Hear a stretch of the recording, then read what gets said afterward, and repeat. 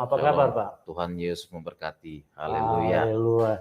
Haleluya. Ya, saya melihat sukacita sekali beliau orangnya diberkati Tuhan dan beliau begitu semangat di dalam memberitakan Injil. Ada banyak orang yang dari seberang yang dimenangkan, dibawa kepada Tuhan Yesus. Mereka yang hidup di dalam kegelapan telah dipindahkan kepada terangnya yang ajaib.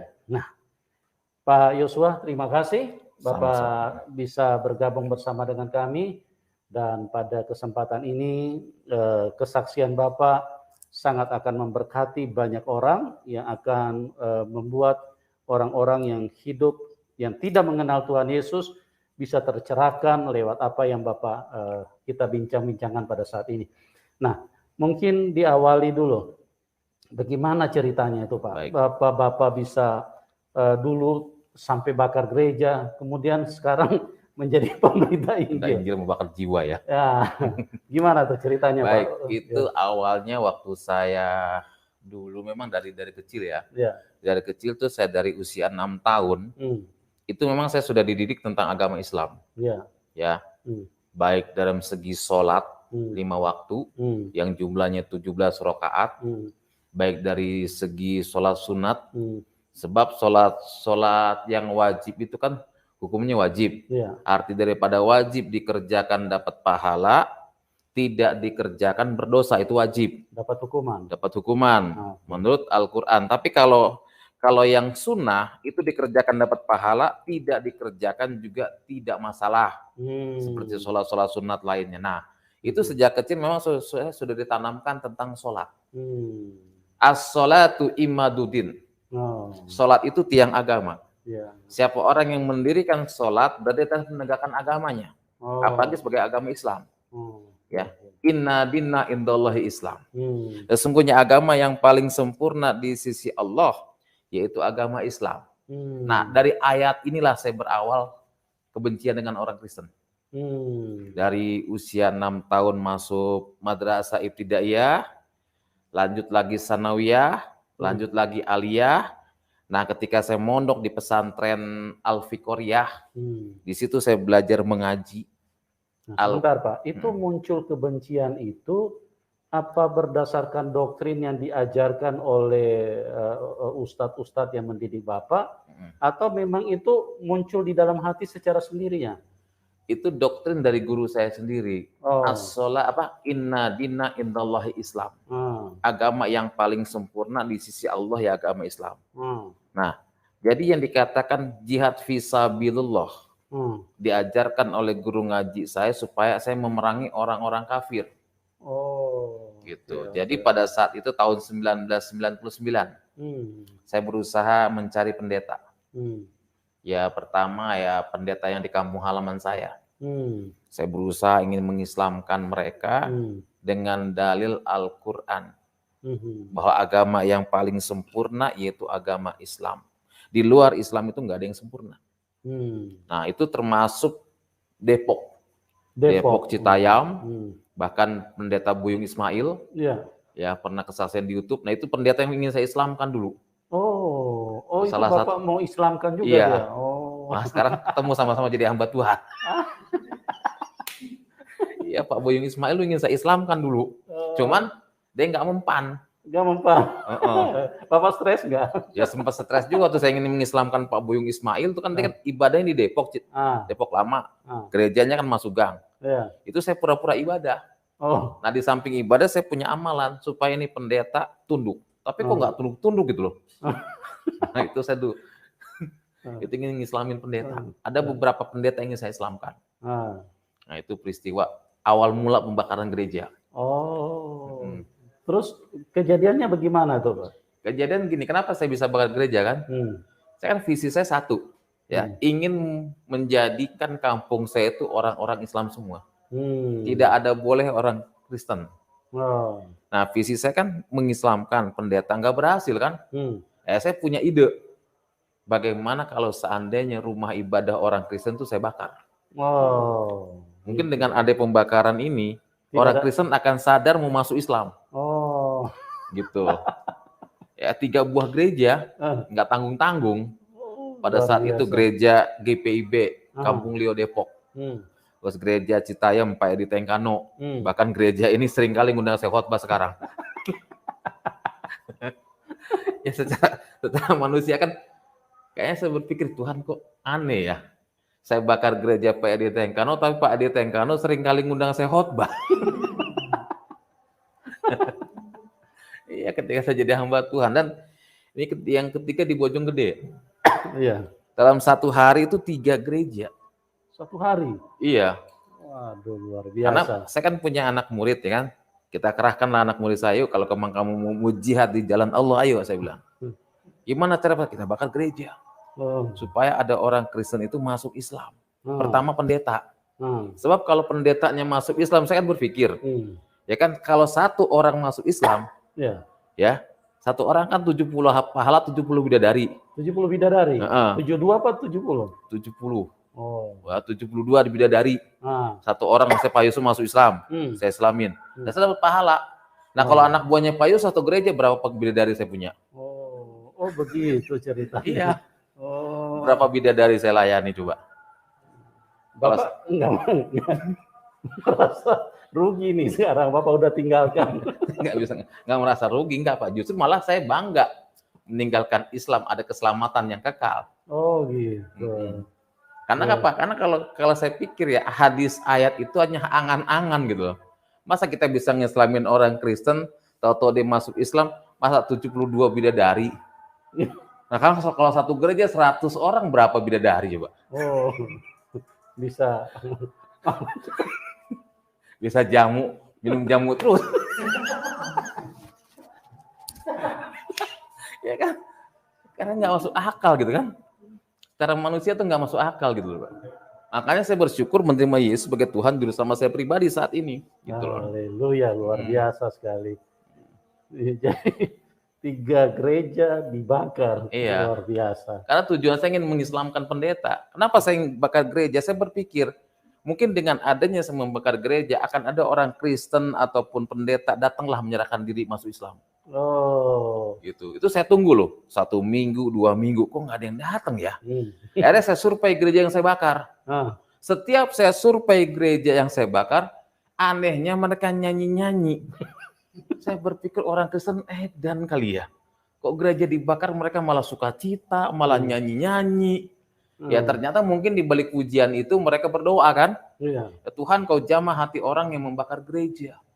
Dan inilah doa. Hasil doa gitu loh. Ya, hasil doa orang percaya gitu. Luar biasa. Terus bagaimana ceritanya Bapak? Mereka tidak masuk Islam malah mereka nyanyi-nyanyi.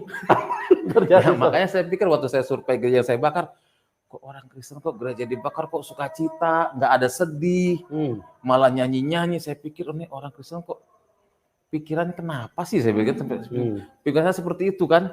Orang Kristen kok gereja dibakar nyanyi-nyanyi. Kalau di Islam kan masjid dibakar aja udah demo kan. Jangan kan dibakar, kaca disambil satu aja di demo. Ini Kristen kok nyanyi-nyanyi, gereja dibakar malah sukacita, tepuk tangan. Orang Kristen maaf kata edan kali saya pikir. Itu pemikiran saya gitu loh. Ya tapi memang luar biasa, firman Tuhan berkata bukan kamu yang memilih aku, tetapi aku yang memilih kamu kan. Amin. Ya, jadi saya tuh dipilih Tuhan melalui proses mimpi. Gitu loh. Proses mimpi. Karena saya kan nggak mudah bagi saya untuk menjadi orang Kristen. Karena saya maaf kata, saya kan terlahir dari keluarga Muslim. Ya bahkan ayah ibu seorang kiai ustazah dan bahkan paman saya seorang ustadz. Yang seharusnya saya menjadi penerus, generasi penerus. Memang saya pada saat itu ngajar di madrasah Ibtidaiyah Hidayatul Atfal. Sebagai guru madrasah honor. Ya, memang saya sudah dibilang kamu nanti kalau seandainya ini kamu teruskan madrasah ini, kamu teruskan pondok pesantren ini. Ya sebenarnya saya tuh maaf kata ya, amit-amit lah jadi orang Kristen. Ya memang karena panggilan Tuhan kan. Memang Tuhan kalau sudah panggil, kita tidak bisa sembunyi dimanapun juga. Walaupun sembunyi di lubang semut sekalipun, kalau Tuhan sudah panggil, nggak bisa gitu loh. Ya, maaf kata, saya tuh nggak bisa memudahkan membalikkan telapak tangan untuk jadi orang Kristen gitu loh. Karena proses gitu. Kalau bukan panggilan Tuhan saya nggak mungkin gitu loh. Orang saya, maaf kata, ya sudah menyampaikan ceramah-ceramah di mana-mana. Jadi, ya mohon maaf lah, dulu waktu saya jadi ustadz, itu orang cium tangan saya bolak-balik, Pak. Begini. Tapi sekarang nggak ada yang bolak-balik. Dulu waktu jadi pendeta nggak ada paling, hai Pak Pendeta gitu. Dulu jadi ustadz cium tangan bolak-balik, sering pakai minyak wangi gitu loh. Bapak tidak merasa rugi, tidak dicium? Agak.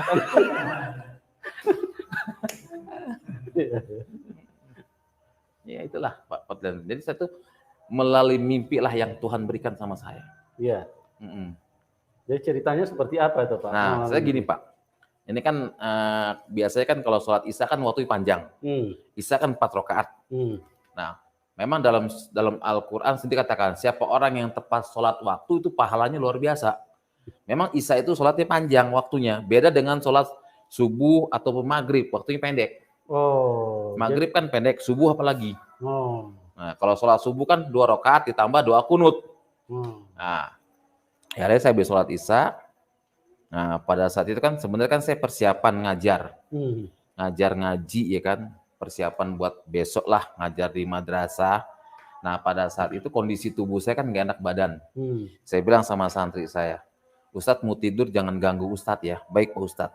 Nah, ketika saya tidur itu Tuhan kasih mimpi sama saya.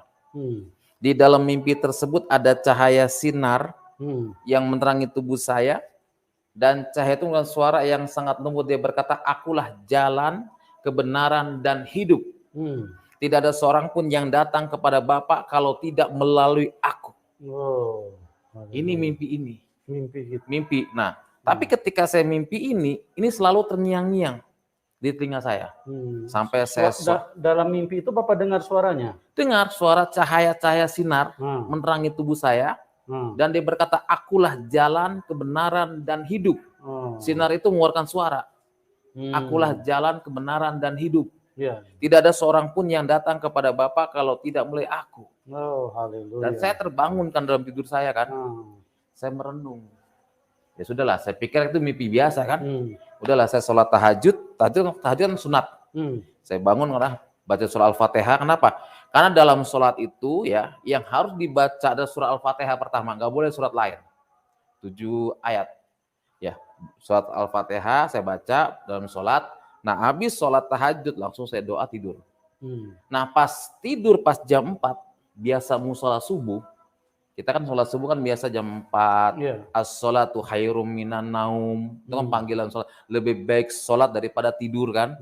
Udah, saya sholat subuh ingin jadi imam. Itu terngiang-ngiang telinga saya. Terngiang-ngiang. Terus kayak ada yang membisiki, akulah jalan, kebenaran, dan hidup. Tidak ada seorang pun yang datang kepada Bapa kalau tidak melalui aku. Terus terngiang terus. Akhirnya saya beranikan tanya kepada paman saya. Saya bilang, Paman, abdi mau tanya naon, atau kan bahasa Sunda. Tanya naon Yasin, begini Paman. Saya pernah dikasih mimpi, saya bilang. Di dalam mimpi tersebut ada cahaya sinar yang menerangi tubuh saya. Dan cahaya itu adalah suara yang sangat lembut. Dia berkata, akulah jalan, kebenaran, dan hidup. Tidak ada seorang pun yang datang kepada Bapa kalau tidak melalui aku. Nah, malah paman saya menyarankan untuk cari di Al-Quran. Ya, saya buka Al-Quran yang jumlahnya 6.666 ayat.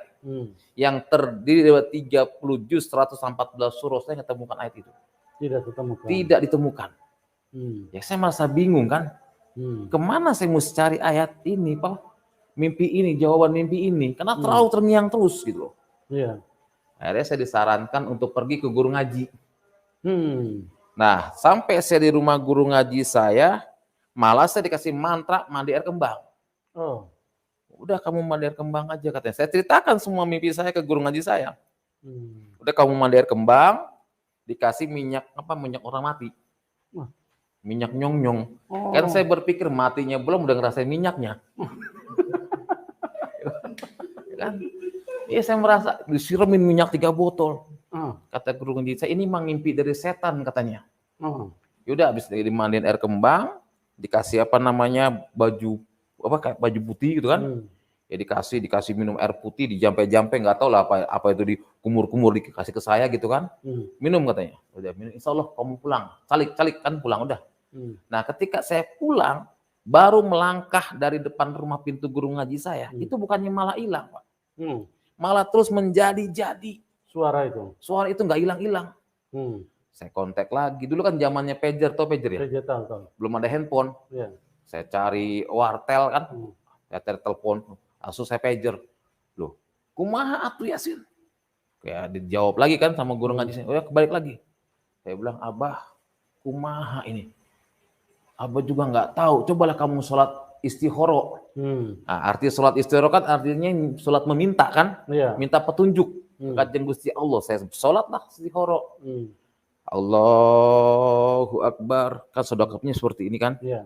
Saya baca surat Bismillahirrahmanirrahim. Alhamdulillahirabbil alamin. Saya terus baca surah Al-Fatihah. Nah, saya doa. Nah, saya tidur, Tuhan kasih mimpi yang kedua kepada saya. Mimpi yang kedua? Luar biasa. Terus Pak? Di dalam mimpi yang kedua, saya bertemu dengan seorang yang wajahnya bersih, bercahaya, berjubah putih, sambil dia membawa domba dan tongkat, dengan suara yang sangat lembut dia berkata, hai anakku, jika engkau menemukan ayat itu, engkau harus ikut aku dan pikul salib. Duh, saya kan kaget. Yeah. Saya terbangun dari tidur saya kan. Ya Allah, kok pikul salib? Saya kan nggak ngerti apa itu pikul salib kan. Karena saya nggak ngerti lah. Udahlah, saya anggap itu mimpi lah ya kan. Saya nggak pikir-pikir lagi lah. Udah, saya biasa ngajar di madrasah, saya biasa mimpin sholat dan sebagainya. Tapi memang Tuhan itu memang luar biasa ya. Iya, iya. Amin. Wah, karena firman Tuhan mengatakan bukan kamu yang memilih aku, tapi aku yang memilih kamu. Ini mimpi ini terjawab dua-duanya Pak Yusuf. Terjawab dua-dua? Dua-duanya terjawab. Nah, ketika saya mendapat undangan untuk menyampaikan ceramah agama Islam. Saya kan pakai baju gomis ya, baju kayak Habib Rizik itu. Ini pakai udeng-udeng di sini, ya kan? Saya maaf kata, dulu waktu saya jadi guru agama Islam, maaf kata, nggak pernah pakai sikat gigi. Kenapa? Haram. Pakai siwak gitu. Gitu. Kayu. Haram. Kenapa? Saking fanatiknya saya. Jadi pakai kayu begini gitu, kayak siwak. Nggak pernah saya pakai odol, baru sekarang ini pakai odol sudah. Iya, haram bener. Itu dikatakan haram itu berdasarkan doktrin apa? Bapak baca buku. Emang dalam pengajaran guru saya bilang ya, semua buatan orang kafir itu kan haram. Oh, buatan orang kafir. Nah, saya pikir kan odol itu kan punyanya orang Nasrani. Iya. Pabriknya, karena kan ada bacaan Cina. Kalau zaman dulu kan, kalau ada odol kan produksi ini kan, nama apa? PT ini kan. Ya, PT. Gitu. Nah, ngapain saya sikat gigi apa odol buatan orang kafir? Dia pakai siwak. Siwak itu kayu dari Arab gitu kan, gini. Karena itu sunnah. Oh. Sunnah. Makanya di Islam itu pakai wangi-wangian itu sunnah. Sunnah. Makanya pakai minyak mistik apa sunnah gitu loh. Kalau kita kan nggak pakai minyak mistik, pakai minyak urapan kan? Iya. Haleluya. Luar biasa. Terus apa? Pak? Saya diundang lah untuk menyampaikan ceramah agama Islam kan. Saya bilang sama santri saya, antar Ustadz, kemana Pak Ustadz ceramah? Wah udah, yang bawa mobil pribadi itu santri saya. Santri yang nyetir. Ya, santri saya dulu, saya ingat banget saya punya mobil Suzuki Katana. Udah berangkatlah saya. Nah, memang Tuhan izinkan ya, waktu saya berangkat ceramah itu, maaf kata, saya ini pengen buang hajat gitu loh. Pengen buang hajat besar, saya tanya sama santri saya, turun sebentar. Itu setelah di jalan baru pengen buang hajat apa masih? Udah mau nyampe. Oh, sudah mau nyampe untuk menyampaikan ceramah agama Islam. Dulu teman akrab saya tuh Pak Anton Medan. Oh, Anton Medan. Nah, yang sekarang sudah meninggal, dia kan tinggal di Mangga Besar. Iya, tahu Pak. Itu akrab sekali rumah saya dulu. Tapi dia tahu kalau saya udah jadi pendeta. Oh, tahu. Tahu dia. Makanya waktu dia sebelum almarhum, dia bilang, "Hei murtad." Ya, alhamdulillah saya bilang kan. Itu juga murtad saya bilang. Ya. Itu akrab sekali karena sudah meninggal dia kan mantan preman. Iya, tahu. Akhirnya apa? Hampir sampai tempat yang saya tuju, ya kan? Ini maaf kata pengen buang hajat. Saya bilang sama santri saya, berhenti ini mobil. Cari di rumah penduduk ini yang ada WC. Baik Pak Ustadz. Nah santri saya turun, ya, itu di rumah penduduk itu maaf kata nggak ada WC. Yang ada jamban. Jamban itu kan, ya maaf kata empang, yang kalau orang buang hajat kan ya kayak di telepon umum lah gitu kan. Itu maaf kata, itu mesti dibuka semua. Loh, saya bilang, saya pakai baju gomis, saya bilang. Kalau saya dibuka semua kayak Tarsan dong nantinya, saya bilang. Ya kan masa Tarsan pakai udeng-udeng, saya bilang. Dan akhirnya apa saudara? Akhirnya udah, saya turun sengaja kan. Itu anehnya, ada rumah mewah itu dilewatin sama santri saya. Saya sini, kadi ayah sini. Ayah naon tuh Ustaz? Itu ada rumah nubager, saya bilang. Rumah nubager kan sih bagus. Masa kamu lewatin? Nah, akhirnya apa? Saya sampailah di depan rumah yang mewah itu, saya ngucapin kalimat Assalamualaikum, yang punya rumah nggak jawab. 3 kali saya ngucapin Assalamualaikum, dalam Islam itu kan nggak boleh. Kalau sudah 3 kali kita ngucapin Assalamualaikum, berarti yang punya rumah nggak ada, harus ditinggalkan kan? Nah, kemungkinan orang Nasrani. Nah, akhirnya pas saya insaknya udah mulai, saya gedor. Yang punya rumah keluar. Seorang ibu, ada apa Pak gedor di rumah saya? Langsung saya jelaskan, Bu, saya mohon maaf, saya bilang. Saya ini Ustadz yang ingin menyampaikan ceramah agama Islam di kampung ini. Cuman mohon maaf, saya ini kebelet pengen buang hajat. Kira-kira Ibu ada WC gak? Oh ada Pak, masuk aja Pak. Nah ketika saya mau buka sepatu, yang punya rumah bilang gini, Pak, maaf jangan buka sepatu, rumah kami bukannya masjid. Ya udahlah, saya nggak berpikir yang aneh-aneh kan. Udahlah saya buang hajat, selesai saya buang hajat, saya pengen ngucapin kalimat terima kasih. Ada pembantu lagi ngepel, saya tanya, Ibu mana? Oh Ibu di ruangan tengah Pak, Bapak masuk aja ke ruangan tengah. Saya masuklah ke ruangan tengah. Nah ketika saya masuk ke ruangan tengah, ibu itu lagi baca koran. Nah sebelum ucapan kalimat terima kasih keluar dari lidah bibir saya melihat gambar yang sedang bawa domba dan tongkat. Saya kaget, Masya Allah. Ini kan gambar yang ada dalam mimpi saya. Kenapa adanya di rumah ini? Langsung saya, Bu, sebelum saya pamit, saya mau tanya sama ibu. Oh silakan Pak, mau tanya apa? Ini gambar siapa yang sedang bawa domba dan tongkat? Apa ini foto saudara ibu? Yang punya bilang, Pak maaf ini bukan saudara saya. Ya tapi siapa? Ini Tuhan saya Pak. Tuhan Yesus. Aduh. Kalau tahu itu gitu Bu orang Kristen ya Bu? Iya. Kalau tahu ibu orang Kristen Bu, saya bilang saya nggak jadi buang hajat. Langsung ibu itu rangkul saya, Pak. Tuhan berkati Bapak, Tuhan pakai Bapak. Terus saya pikir pakai apanya Tuhan? Udahlah saya nggak berpikir kan. Saya pulang. Saya kontak Pak Anton Medan, dulu kan orang yang pakai handphone kan orang-orang tertentu. Dulu zamannya Motorola yang gede. Kalau nyambit anjing, benjol itu anjing. Ya kan? Itu Motorola yang gede itu, zaman dulu ya. Nokia pisang juga itu. Saya pakai itu keren itu zaman dulu. Kalau sekarang kan semua tukang beca aja pakai handphone Android.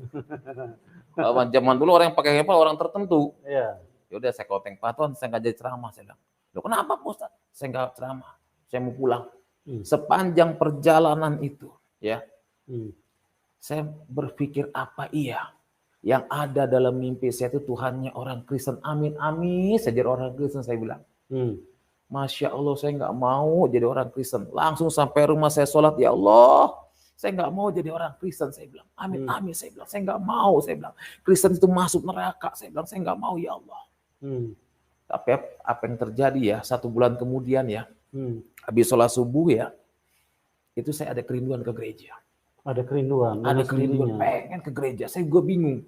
Saya udah buka Al-Quran. Padahal saya habis mimpin sholat subuh dengan santri-santri saya, kok ada kerinduan menggebu-gebu. Akhirnya Pak, saya sembunyi ke gereja. Saya cari gereja. Pertama kali saya datang gereja yang saya bakar. Itu di Citayam. Saya duduk di belakang masih pakai sarung, pakai peci. Saya duduk di belakang. Nah ketika saya duduk di belakang ada lagu yang pertama kali saya dengar apa? Roh Kudus hadir di sini, mengalir di bait suci. Itu lagu pertama kali saya kenal Tuhan. Nah habis lagu itu dinyanyikan, itu pendeta kan naik ke mimbar. Nah pendeta berkata, mari sama-sama kita buka Alkitab kita bangkit berdiri baca bersama-sama. Apa yang dibaca? Akulah jalan, kebenaran, dan hidup. Oh haleluya. Tidak ada seorang pun yang datang kepada Bapa kalau tidak melalui aku. Amin. Nah, saya kan kaget, Masya Allah. Ini pendeta nggak salah baca Alkitab, saya bilang. Kan saya makin emosi kan. Selesai pendeta khotbah, dia menjelaskan tentang kebenaran dan keselamatan, dia undang. Saya mengundang saudara yang pertama kali hadir ke gereja, maju ke depan. Kurang ajar. Ya terpaksa saya maju, karena saya merasa diri saya pertama. Dan aneh lagi, didorong sama ibu-ibu. Ayo Pak, maju Pak. Ya saya majulah, ketika saya maju, saya kan suruh berlutut kan. Lemah ini pendeta kurang ajar, saya bilang. Ustaz suruh berlutut, ya saya berlutut kan.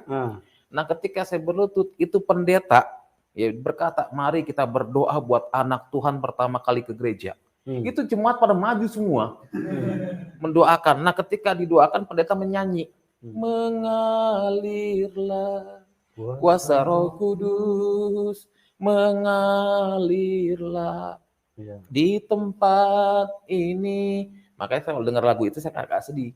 Karena itu lagu pertama saya kenal Tuhan. Nah ketika lagu itu dinyanyikan ya, saya teringat membakar gereja. Terbayang memori saya membakar gereja. Terbayang memori saya ingin mengislamkan pendeta. Saya lagu dinyanyikan, pendeta peluk saya. Dek, Tuhan berkati kamu, Tuhan pakai kamu. Berapa kalimat Tuhan pakai? Ibu yang di rumah tadi sama Pak Pendeta, tiba-tiba ada omah-omah datang.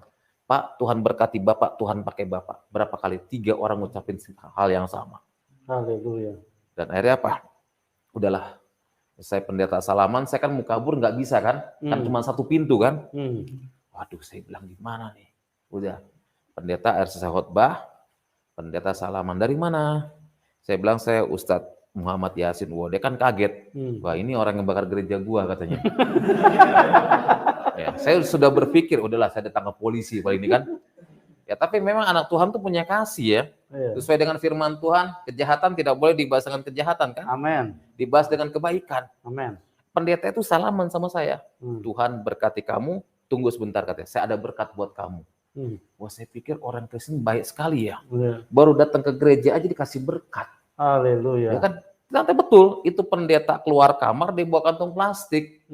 Dek, saya punya celana panjang buat kamu. Jadi kalau kamu ke gereja jangan pakai sarung, katanya. Kurang ajar, saya pikir. Dipikir Ustadz nggak bisa beli celana panjang. Karena memang betul, saya waktu jadi Ustadz pakai celana segini digantung. Segini, kayak kekurangan bahan. Dan saya pelihara jenggot, satu jenggot itu satu jenggot satu malaikat. Sunnah itu jenggot itu. Oh gitu. Saya pelihara jenggot dulu sampai segini. Tapi sekarang puji Tuhan saya cukur. Kenapa? Saya nggak mau kalah dengan Tuhan Yesus. Sudah kasihan kalau saya jenggotan kan. Bisa kalah nanti Tuhan Yesus sama saya. Bapak tidak menyesal tidak ada malaikat karena jenggot sudah hilang? Saya percaya bahwa Yesus sudah menyelamatkan saya. Haleluya. Ya, sekarang puji Tuhan ya, saya tinggal di daerah Bawen ini, ya ini semua karena kemurahan Tuhan ya. Saya punya mertua juga Muslim, ya, keluarga kami juga Muslim, dan inilah pastori kami dan sebelah kami juga ada musola. Sebelah pastori juga ada musola. Ya, itu semua karena kemurahan Tuhan. Ya. Nah, bagaimana ceritanya? Lanjut dulu Pak. Itu Bapak lihat itu pendeta mendoakan, terus bagaimana Bapak respon selanjutnya sampai memutuskan untuk jadi? Awalnya sih nggak memutuskan, nggak. Cuman saya kan yang namanya guru agama Islam kan, pertama kali ke gereja, itu saya cuci kaki saya tanah 7 kali. Air 7 kali. Tanahnya bukan tanah sembarangan, tapi tanah yang ada di dalam. Dicuci. Nah, artinya taubatan nasuha. Berbicara tentang taubatan nasuha, artinya taubat yang tidak akan pernah dilakukan lagi. Ya tapi memang seperti itu ya. Ada lagi kerinduan minggu besok kita datang lagi ke gereja saya. Padahal sudah cuci kaki 7 kali. Sudah. Saya bilang kok apa-apaan ini ya.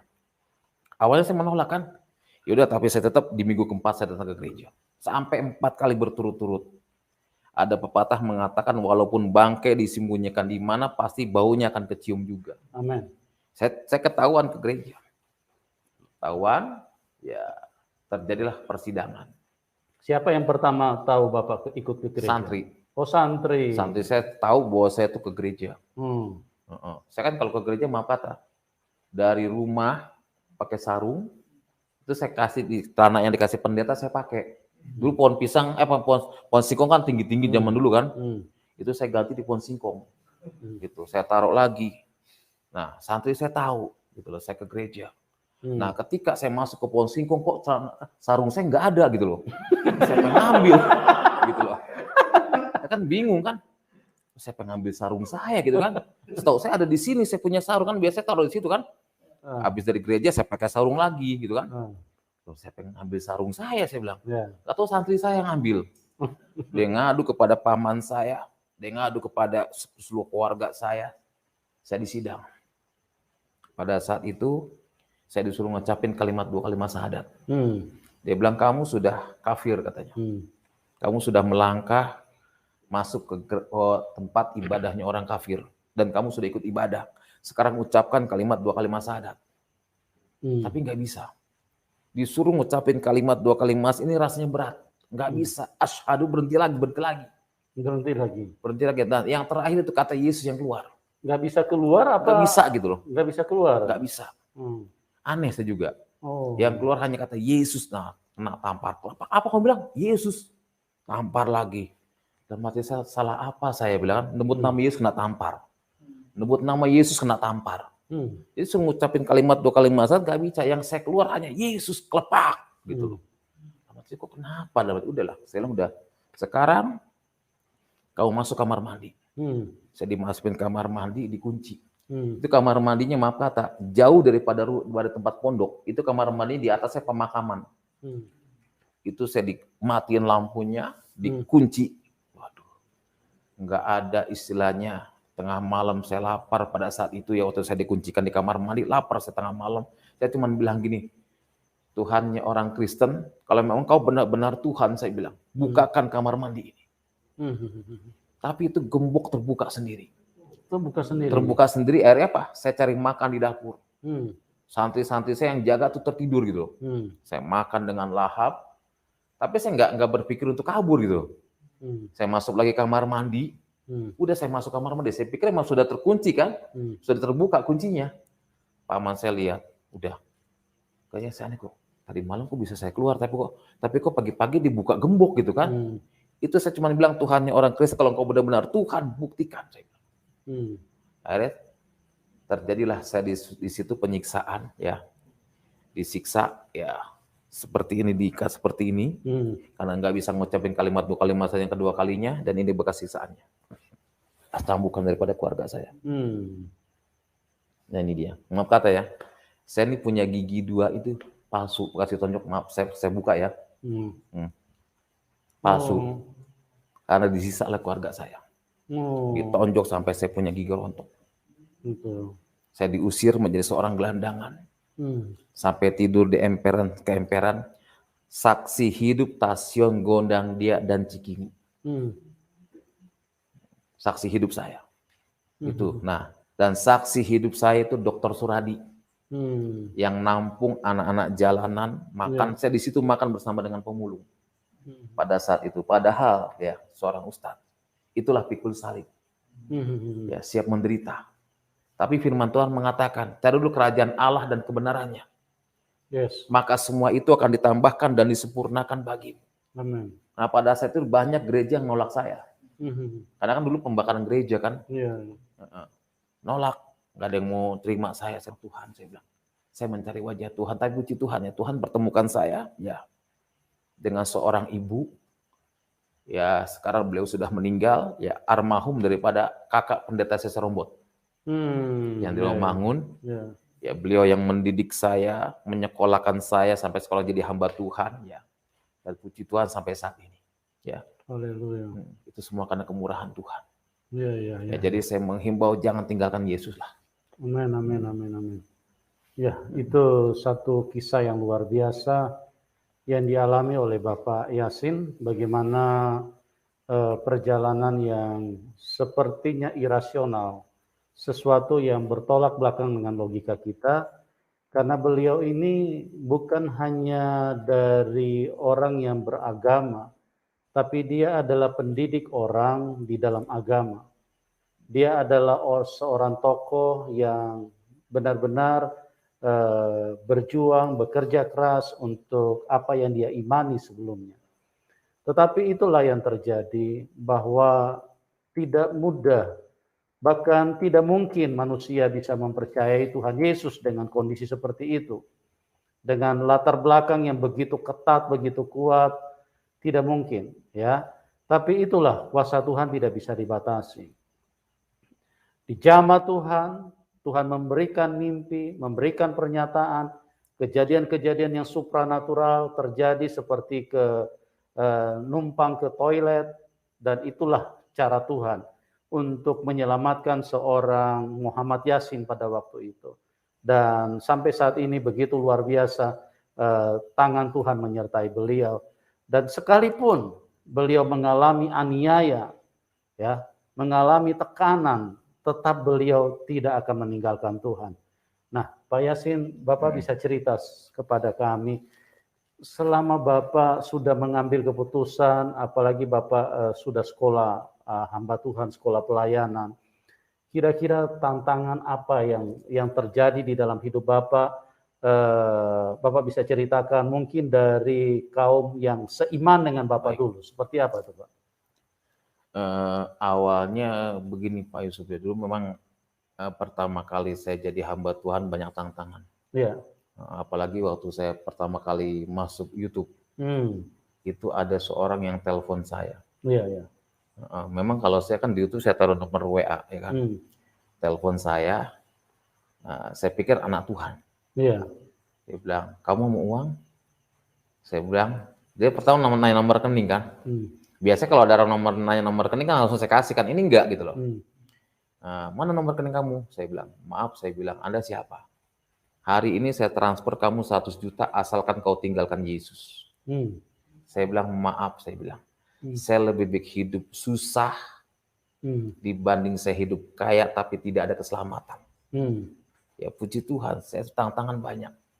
Dalam pelayanan pun begitu, dari seiman yang tidak mendukung saya punya pelayanan.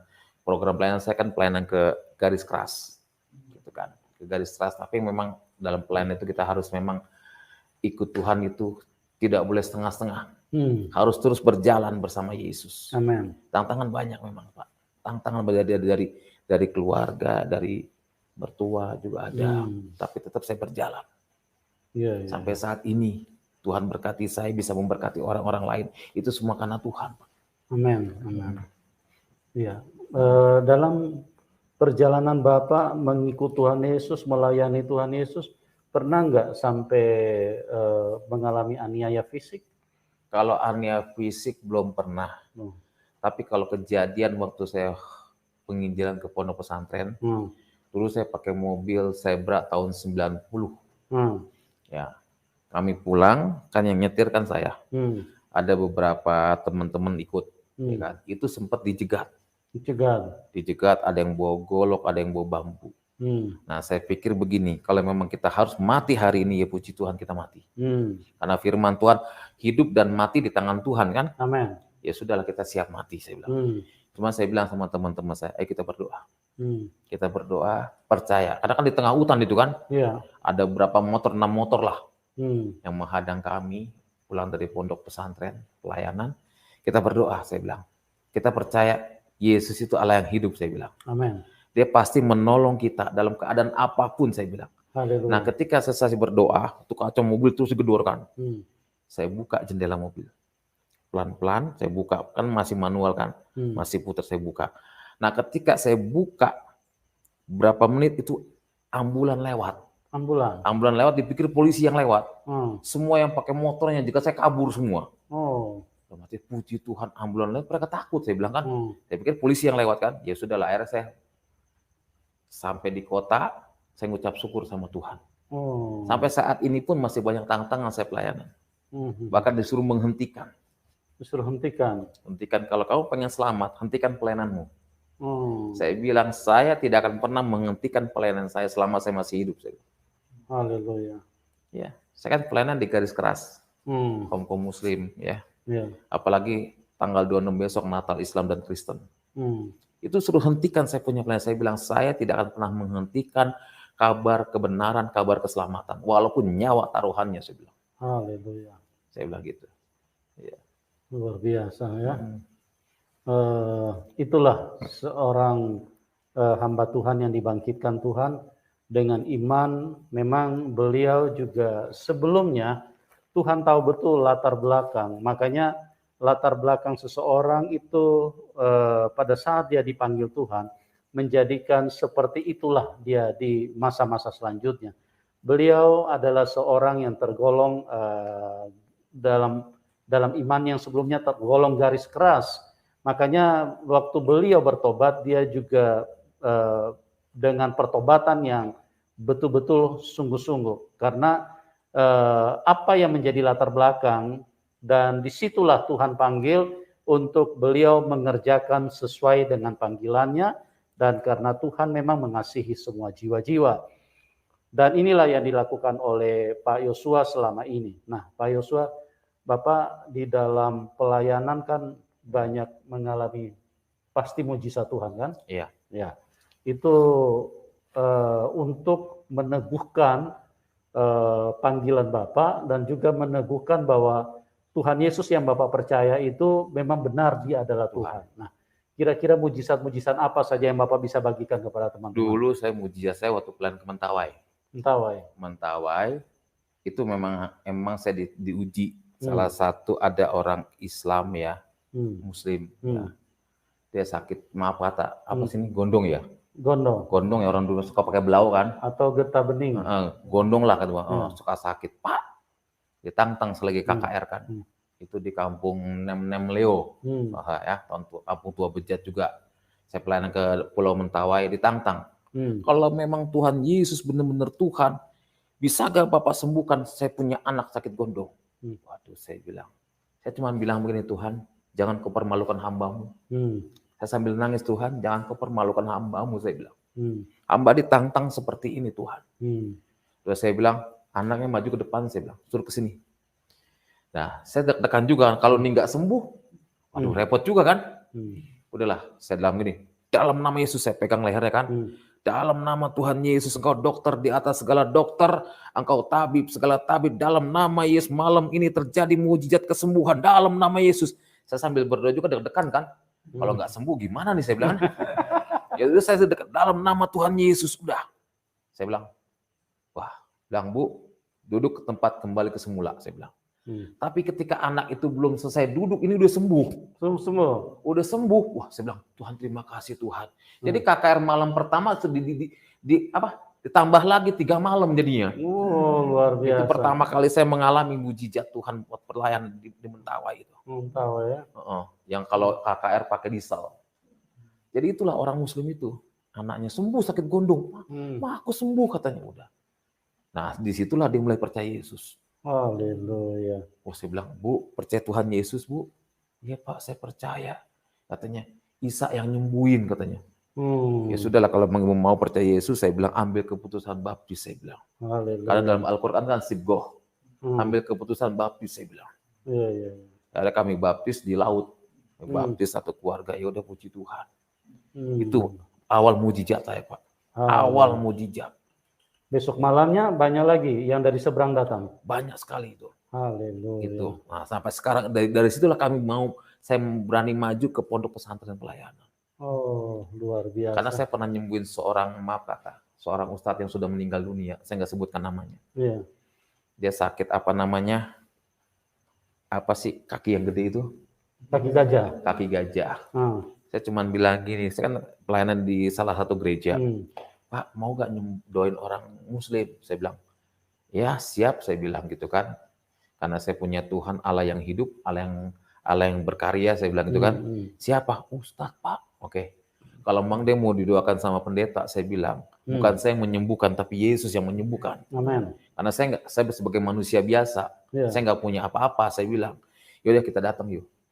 Itu udah kakinya udah segini Pak. Saya bilang, Pak, saya bilang, percaya Yesus, dia sempat ini kan, kalau memang Yesus bisa menyembuhkan, nih kaki saya sembuhin. Saya bilang, saya nggak bisa menyembuhkan, saya bilang Pak. Tapi Tuhan Yesus yang menyembuhkan Bapak. Amin. Ya, saya doain sambil saya tepuk-tepuk kan. Memang kalau saya kaki gajah kan nggak terasa ditepuk juga kan. Dalam nama Yesus udah saya pulang. Besok malamnya saya didatengin sama keluarga. Jangan-jangan ada apa nih kan? Tengah malam jam 12 malam. Diketok ke rumah jemaat, saya kan ngintip tempat jemaat ya. Pak, bahasa Jawanya matur nuwun kan ya. Terima kasih katanya. Kenapa Pak Ustaz sembuh? Dia ngeluarin apa namanya? Maaf kata apa? Nanah banyak saya sembuh katanya. Oh, berarti terima kasih Tuhan di situ.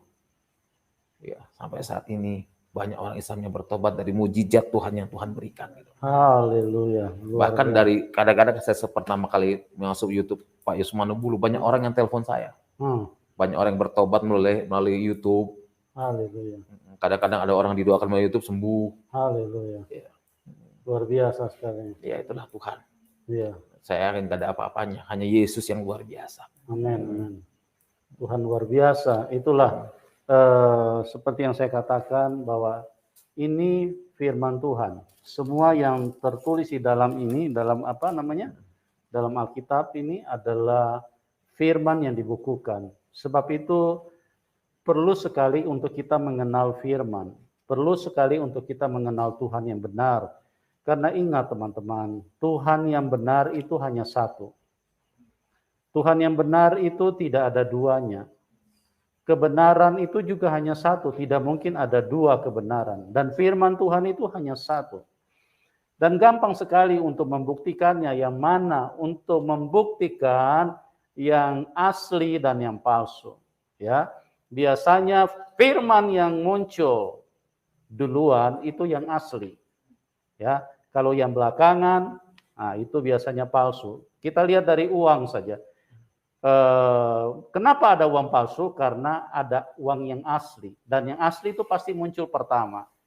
Oleh sebab itu, dan untuk mengenalinya lebih simpel lagi. Mengenalinya dari pengajaran yang diberikan oleh Tuhan Yesus, itu sangat mudah. Kita tidak usah bicara kuasanya. Kita tidak usah bicara kasihnya. Kita dari firman-Nya, sangat simpel. Tuhan Yesus berkata, berdoalah buat musuh-musuhmu. Mintalah berkat buat mereka. Tidak ada manusia yang sanggup berbicara seperti ini. Kalau manusia pasti akan minimal jauhi musuh-musuhmu. Kalau perlu hajar mereka. Kalau perlu bunuh mereka. Karena apa? Karena manusia dirasuk sama setan. Dikuasai sama setan. Itu sebabnya kalau manusia hidup di dalam kebencian, manusia hidup di dalam amarah, manusia suka membunuh, menghalalkan darah orang, itu dari setan, teman. Setan yang mengajarkan manusia untuk saling membenci, saling menghabisi, saling membuat menderita satu dengan yang lain. Tapi Tuhan Yesus, Dia mengajarkan, amin. Kasihi musuhmu, berdoalah buat mereka. Amin. Jika kamu ditampar pipi kanan, berikan juga pipi kirimu. Di mana kita mau menemukan manusia sanggup mengajarkan seperti ini? Tidak mungkin. Dan ini tidak ada yang bisa bantah, ini adalah firman. Karena satu identitas dari Tuhan, hakikat Tuhan itu sangat sempurna, satu tidak bisa dibantah. Hakikatnya adalah kasih. Kalau Dia berkata, jika kamu ditampar pipi kanan, berikan pipi kiri. Siapa Dia? Dia adalah Tuhan yang mengasihi semua manusia. Dia menginginkan semua manusia selamat. Itu sebabnya Tuhan Yesus mengajarkan untuk kita punya istri hanya satu. Kenapa? Karena Dia tidak mau kita saling menyakiti. Kalau punya istri dua, bisa ribut. Bisa tarik, bisa jambak-jambakan rambut, bisa saling iri hati, saling maki-maki, bisa berantem. Itulah Tuhan yang benar. Dia tahu kapasitas manusia. Tidak mungkin manusia bisa punya pasangan lebih dari satu. Dari Taman Eden, pelajari sejarah bahwa Tuhan menciptakan pasangan satu orang suami, satu orang istri.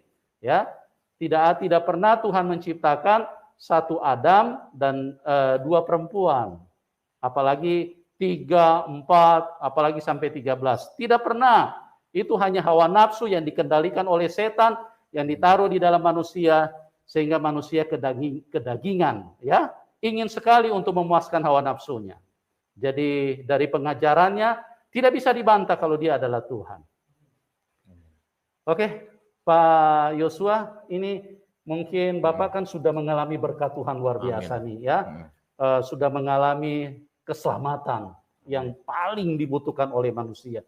Bapak mungkin bisa menyampaikan pesan-pesan yang bisa memberkati teman-teman yang menyaksikan acara ini yang belum kenal Tuhan Yesus, yang belum percaya Tuhan Yesus? Pesan apa yang Bapak berikan? Baik, pesan saya satu, bagi anak Tuhan yang sudah terima Yesus sebagai Tuhan Juru Selamat, jangan pernah tinggalkan Yesus. Amin.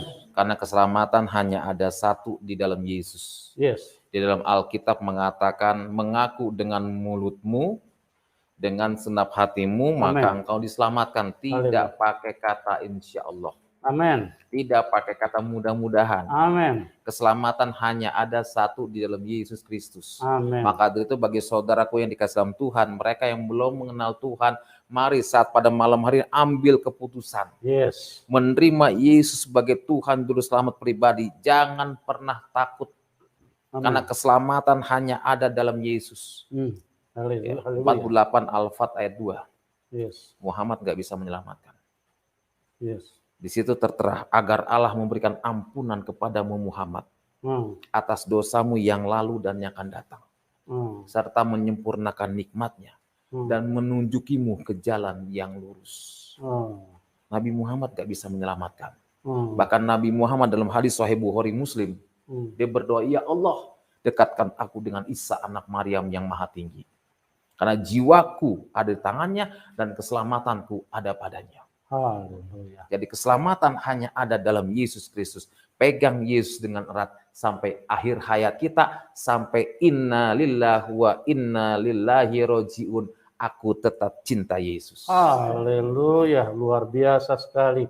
Ya, teman-teman, kita sangat diberkati. Saya sebagai hamba Tuhan juga sangat diberkati dengan apa yang dibagikan oleh Bapak Muhammad Yasin pada kesempatan ini. Dan beliau saat ini adalah seorang hamba Tuhan yang ada di garis depan, yang memberitakan Injil khususnya kepada orang-orang seberang, supaya mereka mengenal Tuhan dan mereka bisa diselamatkan. Teman-teman yang diberkati, silakan dukung Pak Yasin, dan nomor rekeningnya kami taruh di layar deskripsi. Ya, silakan didukung supaya beliau bisa melayani dengan sungguh-sungguh dan tetap sesuai dengan kehendak Tuhan, bisa eksis, bisa membawa jiwa bagi kemuliaan nama Tuhan. Dan saat ini Pak Muhammad Yasin setelah percaya Tuhan Yesus diberi nama Yosua, ya. Jadi Bapak Yosua Muhammad Yasin. Silakan dukung, nomor rekeningnya kami taruh di layar deskripsi. Oke, terima kasih buat Pak Yosua. Sama-sama, Tuhan berkati. Atas kesaksian yang luar biasa. Amin. Tuhan, doa kami buat Bapak, Tuhan pakai terus luar biasa ya. Oke. Buat teman-teman juga doa kami buat Anda semua supaya Anda selalu ada di dalam kemurahan Tuhan, dan kiranya kasih karunia Tuhan menyentuh hidupmu dan memberkati hidup kita semua. Dan kita akan berjumpa di program selanjutnya, dan salam kemenangan buat kita semua. Amin.